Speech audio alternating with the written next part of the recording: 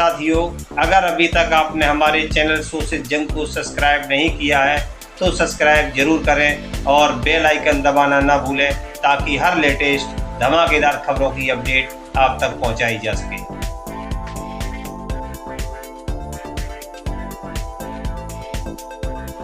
जय श्री राम, जय श्री राम, जय श्री राम।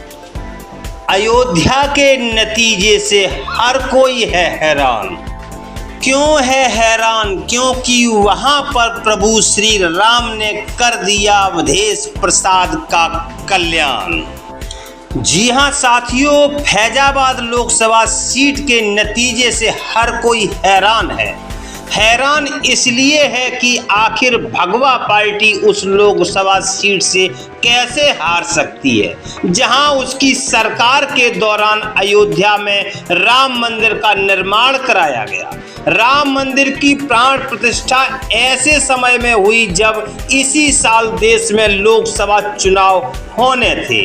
हालांकि यह भी भाजपा की एक रणनीति के तहत हुआ था, लेकिन इन सब के बावजूद भगवा पार्टी को करारी हार का सामना करना पड़ा, जो भगवा पार्टी के गले नहीं उतर रहा है।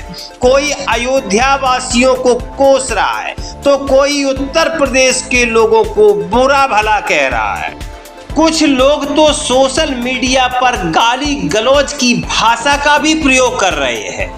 ठीक है, हार जीत होती रहती है, लेकिन इस तरह की भाषा का इस्तेमाल करना और अयोध्या वासियों के साथ गलत बोलना कहां तक ठीक है? कोई जयचंद कह रहा है, कोई गद्दार कह रहा है, कोई नमक हराम कह रहा है। सोशल मीडिया पर लोग तरह तरह के कमेंट कर रहे हैं। अयोध्या नगरी फैजाबाद लोकसभा क्षेत्र के अंतर्गत आती है। फैजाबाद लोकसभा सीट से समाजवादी पार्टी के अवधेश प्रसाद ने भाजपा प्रत्याशी लल्लू सिंह को पटकनी देते हुए ऐतिहासिक जीत दर्ज की है। इस सीट पर बसपा प्रत्याशी सच्चिदानंद पांडे, सीपीआई प्रत्याशी अरविंद सेन, आईएनडी प्रत्याशी फरीद सलमानी समेत कुल 13 प्रत्याशी चुनाव मैदान में थे। बड़ा सवाल यह है कि क्या अयोध्या भाजपा वालों की है? क्या अयोध्या में किसी दूसरी पार्टी के प्रत्याशी को जीतने का हक नहीं है? क्या जीता हुआ प्रत्याशी सांसद हिंदू नहीं है? अगर ऐसा नहीं है तो फिर यह हाय तौबा क्यों?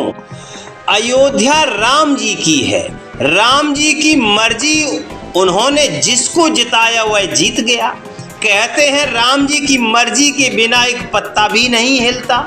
यह राम जी की कृपा का ही परिणाम है कि उन्होंने जो निर्णय किया वह सभी को स्वीकार करना चाहिए। खैर, जितने मुंह उतनी बात है। हम अयोध्या वासियों द्वारा दिए गए जनादेश का सम्मान करते हैं।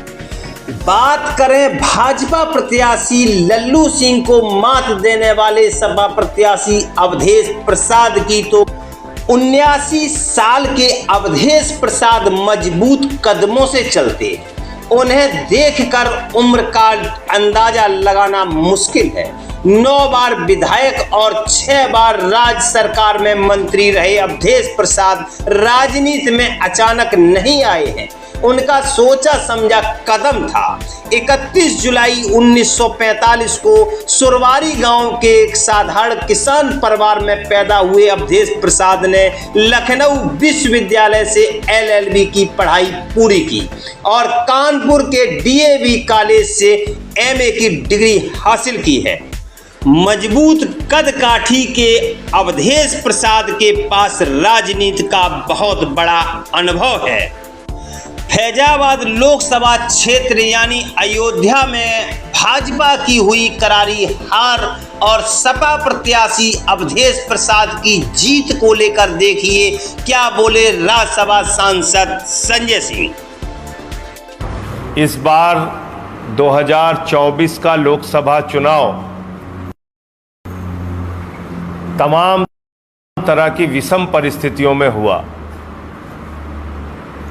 एक तरफ प्रधानमंत्री नरेंद्र मोदी जी, उनका पूरा मीडिया तंत्र, उनके पास मौजूद संसाधन, इतनी बड़ी सेना, वो पूरे चुनाव में दावा करती रही 400 पार, 400 पार, 400 पार।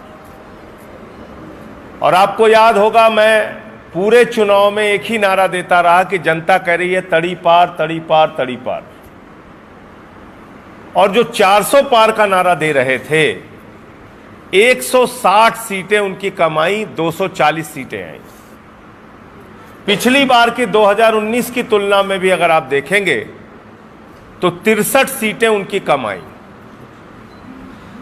ये जनादेश इस देश की जनता ने बेरोजगारी के खिलाफ दिया है। ये जनादेश महंगाई के खिलाफ दिया है। ये जनादेश अग्निवीर के खिलाफ दिया है। ये जनादेश संविधान को खत्म करने की कोशिश और आरक्षण को खत्म करने की कोशिश के खिलाफ दिया है। और साथ ही साथ ये जनादेश कहीं ना कहीं नफरत की जो राजनीति है भारतीय जनता पार्टी की, उस राजनीति के खिलाफ ये जनादेश आया है। भारतीय जनता पार्टी को इससे सबक लेना चाहिए कि अहंकार से हिंदुस्तान नहीं चलेगा, नफरत की बुनियाद पर हिंदुस्तान नहीं बनेगा, मोहब्बत की बुनियाद पर हिंदुस्तान आगे बढ़ेगा। हम कोई पाकिस्तान नहीं है, हम कोई तालिबान नहीं है जहां आप मार काट करके, हिंसा करा के, आपस में भाई को भाई से लड़ा के चुनाव जीतते रहेंगे और देश को आगे ले जाएंगे। नहीं होगा ऐसा। यहां अलग अलग जातियां हैं, अलग अलग धर्म है, अलग अलग भाषाएं हैं, और यही भारत की खूबसूरती है। हम विविधता में एकता वाले देश हैं। और ऐसे देश के अंदर 10 साल में आपने पूरा नफरत घोलने का काम किया। हिंदू को मुसलमान से लड़ाया, हिंदू को सिख से लड़ाया, हिंदू को ईसाई से लड़ाया, हिंदू को बौद्ध से लड़ाया, फिर हिंदू को हिंदू से लड़ाया, जाट को गैर जाट से लड़ाया, मराठा को गैर मराठा से लड़ाया, किसान को जवान से लड़ाया, पहलवान को जवान से लड़ाया। और भारतीय जनता पार्टी, मैं आपके कैमरे के सामने पूरी जिम्मेदारी से कहना चाहता हूं, किसी की सगी नहीं है। और यह इस बात से साबित होता है कि अब अयोध्या वासियों को मां बहन की गालियां दी जा रही हैं। प्रभु श्री राम के नगरी की प्रजा को मोदी जी की जो आर्मी है, मोदी जी की जो ट्रोल की सेना है, भारतीय जनता पार्टी के जो लोग हैं, वो मां बहन की गालियां दे रहे हैं अयोध्या वासियों को। और इसमें पूरी की पूरी भाजपा शामिल हो गई है। इससे क्या साबित होता है कि ये हिंदुओं के भी सगे नहीं हैं। अगर आप लोकतंत्र में इनके खिलाफ मत देते हैं तो आपको ये मां बहन की गालियां देंगे। ये इनका चरित्र है। काशी में क्या हुआ लोगों ने नहीं देखा। 1.5 लाख वोट से प्रधानमंत्री जीत पाए, 3 घंटे तक पीछे चल रहे थे। अयोध्या में क्या हुआ, आपने गाना बनाया, जो राम को लाए हैं हम उनको लाएंगे।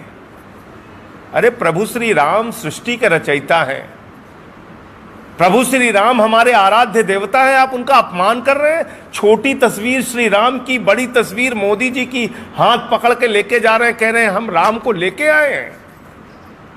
तो राम ने आपको विदा कर दिया।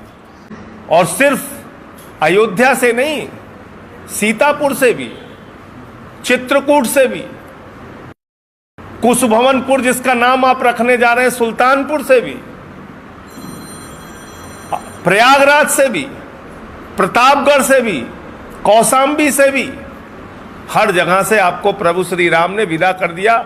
वो तो भोले शंकर जी थोड़ा सा दयालु हैं, उन्होंने आपको काशी में थोड़ा सबक तो दिया, आप जीत गए जरूर।